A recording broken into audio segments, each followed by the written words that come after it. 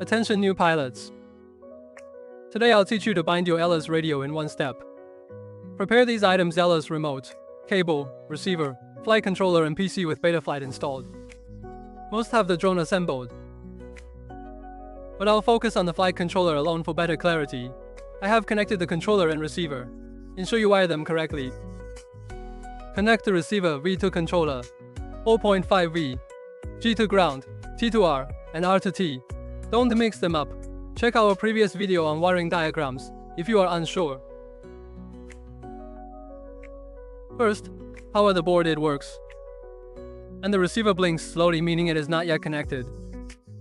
How do we put it into binding mode? Cycle power 3 times. When the blue light double flashes, it is in binding mode.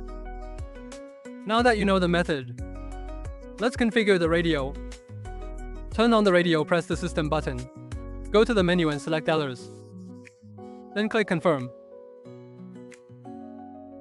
Pick the frequency band based on your receiver model. Match the band on the radio to your receiver. Low band is for 915 receivers. Mine is 915, so I select 100 low band. If your receiver is 2.4, pick that. Now I select 915 and confirm. For the next setting, choose 1:64. Select 100 milliwatts.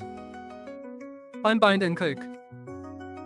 Now cycle power 3 times until the blue light double flashes, showing it is in binding mode. Click the bind button on the radio. When the light stops flashing and stays on, it is successful. 2 ways to check. First, check for the signal icon on the remote. Second, go to the Betaflight receiver tab. Choose serial via UART and pick the CRSF protocol below. Leave out the settings as they are. To confirm the link, move the sticks on your remote. If the bars in the software change, binding is successful.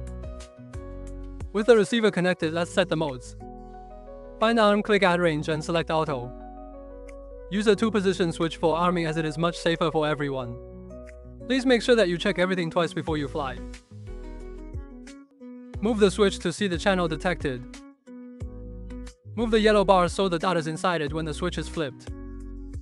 That means armed. Click save. Flip the switch, the channel reacts. But because of safety protocols in the software, it blocks arming. Now for other channels, like angle mode, semi-stabilized mode, headless mode, adjust based on your needs. We can make a separate video on channel settings later. After setting, click hide unused modes. Toggle the remote to confirm all switched properly and you are done.